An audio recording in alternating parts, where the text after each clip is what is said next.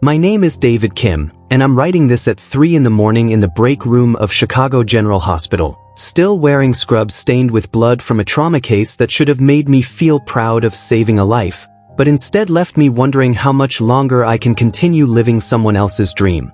I'm 27 years old, an emergency room physician with an impressive salary, a job that commands respect, and parents who finally consider me successful after years of sacrifice. I'm also completely miserable, having panic attacks during surgeries, and secretly planning to walk away from medicine to pursue the art career I abandoned 8 years ago when my family convinced me that creative passions were luxuries we couldn't afford. The pressure to become a doctor began before I even understood what medicine meant. My parents, Dr. Soonja and Dr. Hyunwoo Kim, immigrated from Seoul when I was 3 years old, both leaving behind established medical careers to start over in America. My father had been a respected cardiologist in Korea, while my mother was an accomplished pediatrician who gave up her practice to focus on raising me and my younger sister while my father completed his medical residency in the United States. Their sacrifice was enormous and constantly referenced in our household. They had given up everything so that their children could have opportunities they never had. Growing up in our suburban Chicago home, medicine wasn't just my parents' profession, it was the family religion. Medical journals covered our coffee table, dinner conversations revolved around case studies and treatment protocols, and family friends were almost exclusively other Korean American doctors and their families. When other kids played house, I was expected to play doctor's office. When my classmates drew pictures of firefighters and astronauts, I was encouraged to sketch anatomical diagrams and hospital scenes. The expectations became explicit when I started middle school, and my academic performance would determine my path toward medical school.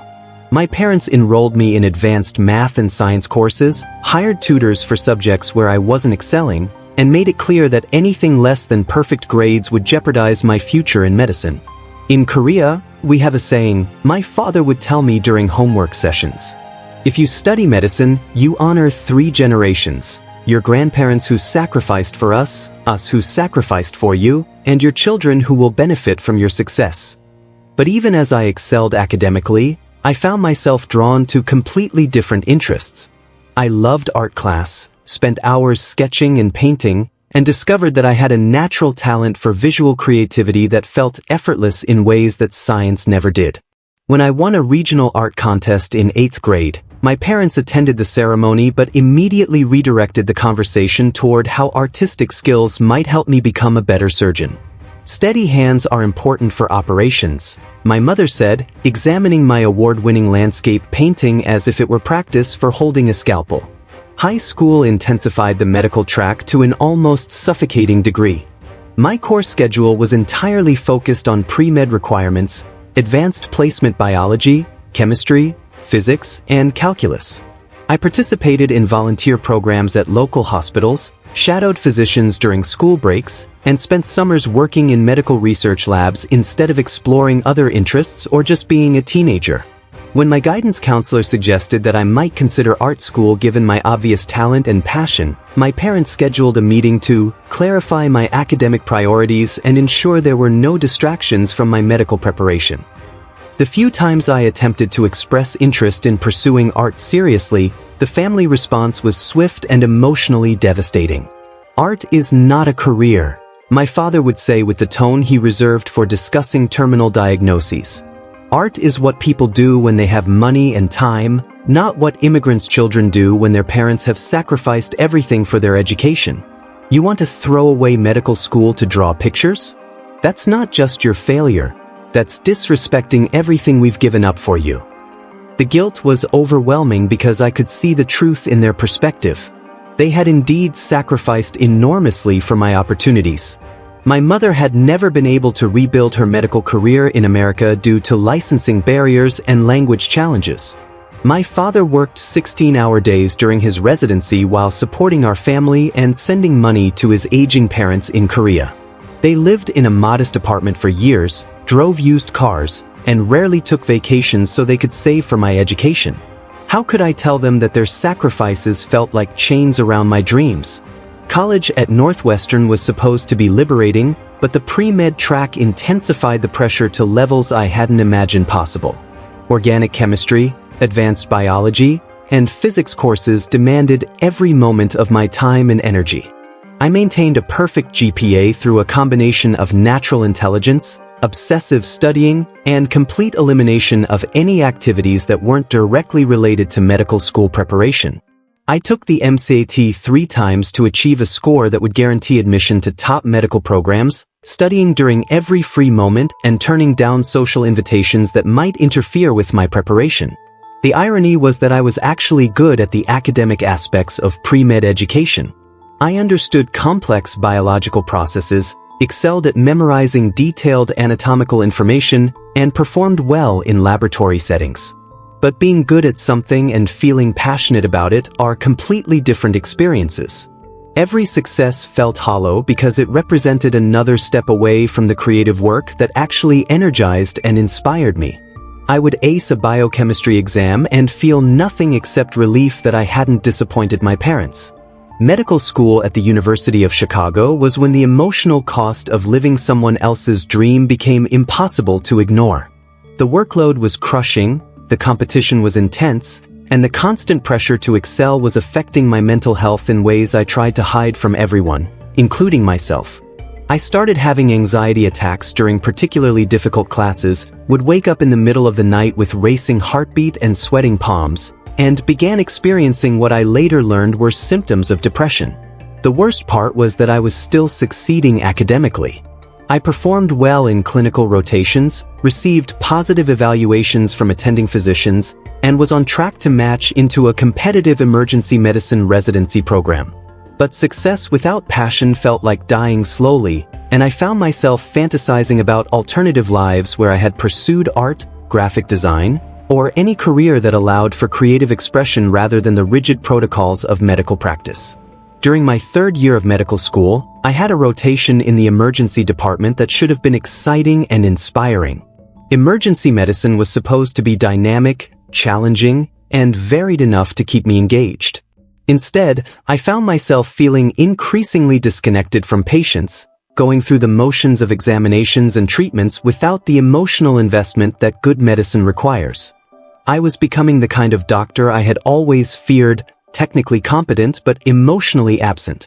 The breaking point came during a particularly traumatic case involving a car accident victim who was approximately my age. As I worked to stabilize him for surgery, I had a sudden, vivid flashback to a painting I had created in high school depicting the fragility of life through abstract imagery. The irony of saving someone's life while feeling like my own life was slowly dying was overwhelming, and I had to excuse myself from the trauma bay to have a panic attack in a supply closet. That night, I went home to my studio apartment and did something I hadn't done in 4 years. I bought art supplies and spent the entire night painting.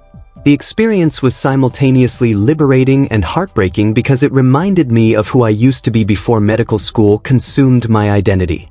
I painted until sunrise, creating abstract pieces that expressed all the frustration, anxiety, and grief I had been suppressing for years. When I looked at what I had created, I realized that those paintings contained more of my authentic self than anything I had accomplished in medical school. The conflict reached a crisis point during my final year when it was time to apply for residency programs. The process required me to write personal statements about my passion for medicine and my commitment to serving patients, essays that felt like elaborate lies because I couldn't authentically express enthusiasm for a career that was making me increasingly miserable. I spent weeks trying to craft statements that would satisfy admissions committees while not completely betraying my own sense of integrity.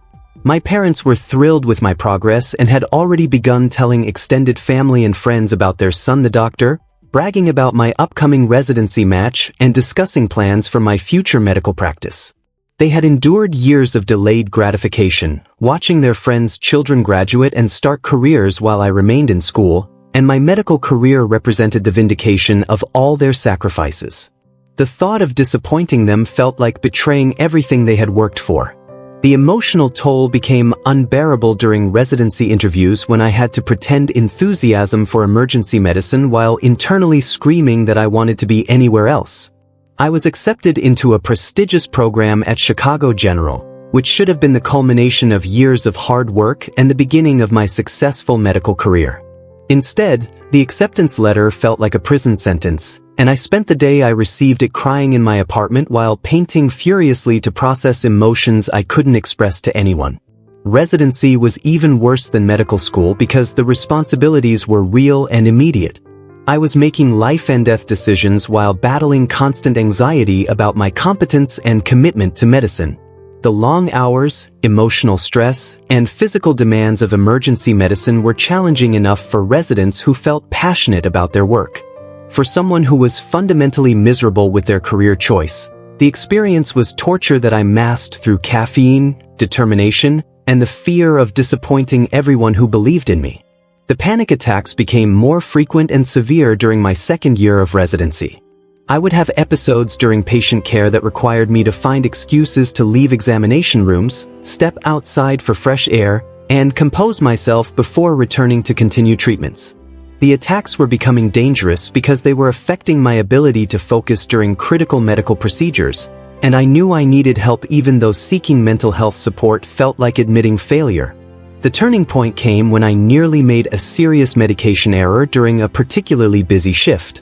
I had been working for 18 hours straight, was experiencing anxiety symptoms that made it difficult to concentrate, and almost prescribed the wrong dosage of a cardiac medication that could have been fatal for the patient. My supervising physician caught the error before it caused harm, but the incident forced me to confront the reality that my mental health struggles were putting patients at risk.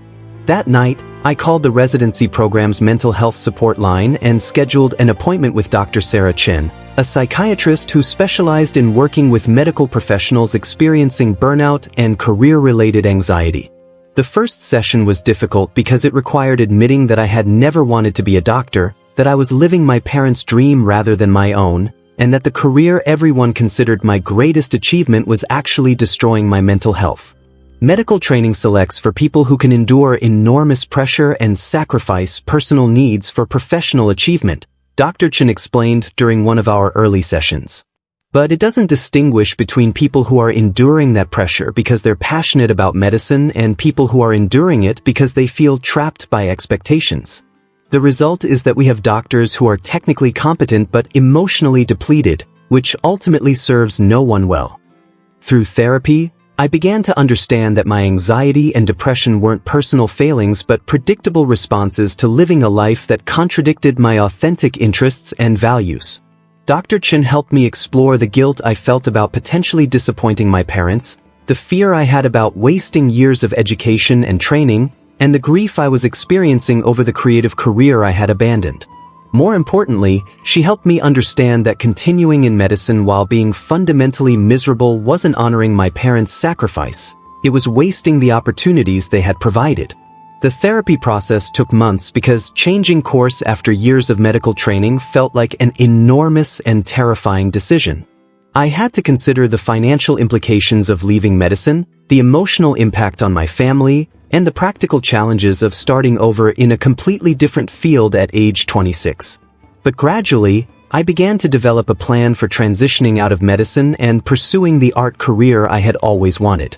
I started by secretly taking evening art classes at a local community college, using my limited free time to rebuild skills I had abandoned years earlier. The experience was revelatory because it reminded me what it felt like to be energized rather than drained by work, to look forward to learning new techniques rather than dreading another shift. I also began researching art therapy programs, graphic design careers, and other fields that might allow me to combine my medical knowledge with creative work. The conversation with my parents was the most difficult discussion of my life.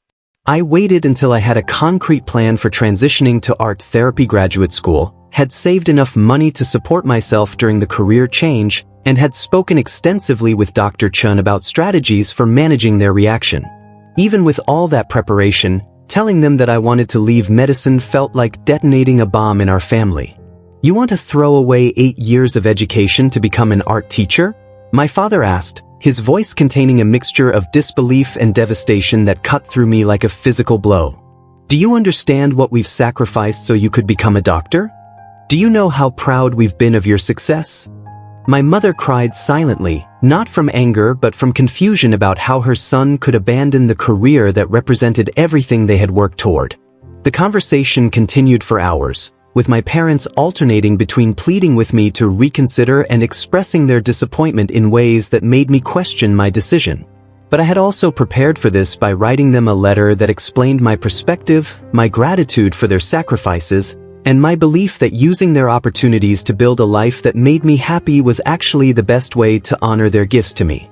The letter included research I had done about art therapy as a legitimate healthcare profession, information about the growing field of medical illustration, and examples of other Korean American professionals who had successfully combined creative careers with service to their communities. I also shared some of the paintings I had been creating, which demonstrated that my artistic abilities were significant and could translate into meaningful professional work. The family healing process took over a year and required ongoing therapy sessions that included my parents so we could work through the cultural and generational conflicts that my career change had exposed. Dr. Chin helped my parents understand that their son's mental health and happiness were more important than external markers of success, while she helped me develop better communication strategies for expressing my needs without dismissing their concerns. Gradually, my parents began to accept my decision, especially as they saw how much happier and healthier I became once I started pursuing work that felt authentic to me.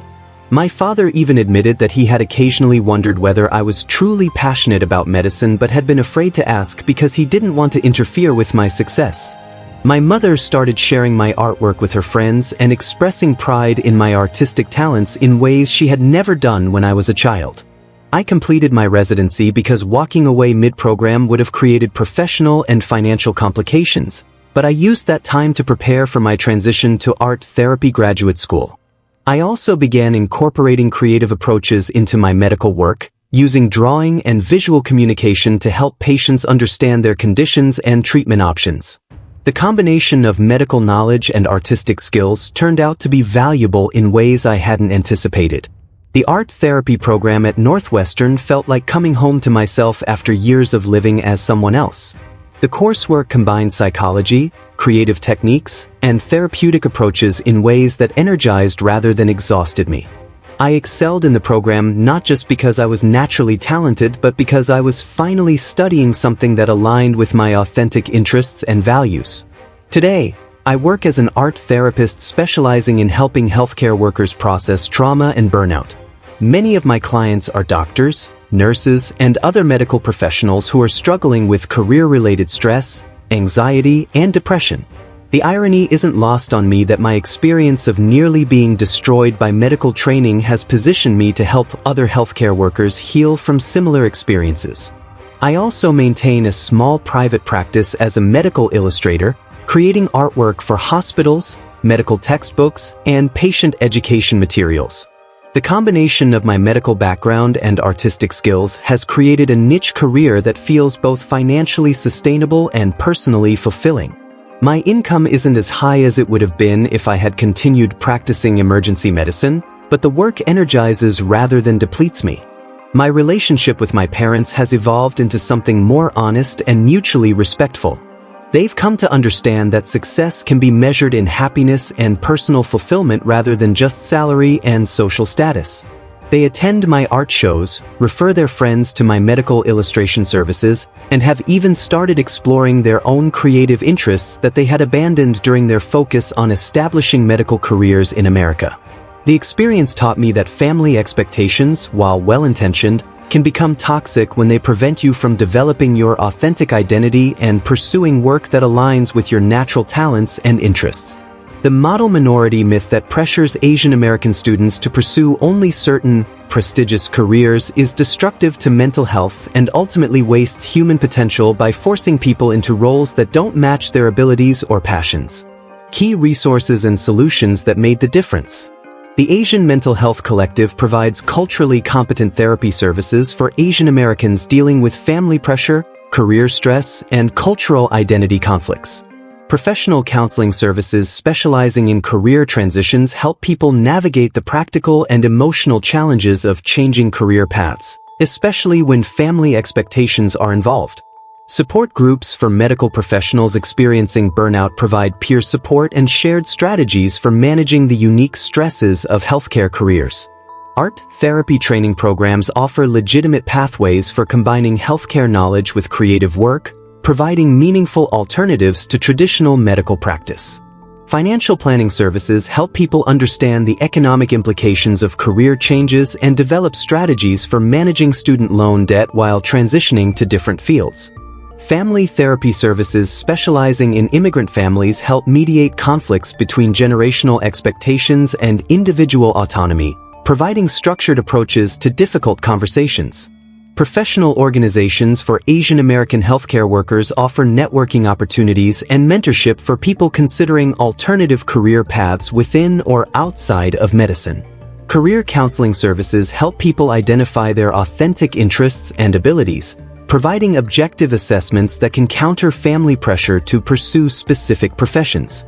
Today, when I meet young Asian Americans who are struggling with family pressure to pursue careers they don't want, I tell them that honoring your parents' sacrifice doesn't require abandoning your own dreams. The opportunities they provided were meant to give you choices, not trap you in a predetermined path. It takes courage to disappoint people you love, but living authentically is the best way to use the freedom they worked so hard to give you. Your happiness and mental health matter, and success should be measured by your own standards rather than external expectations that don't account for your individual talents and interests.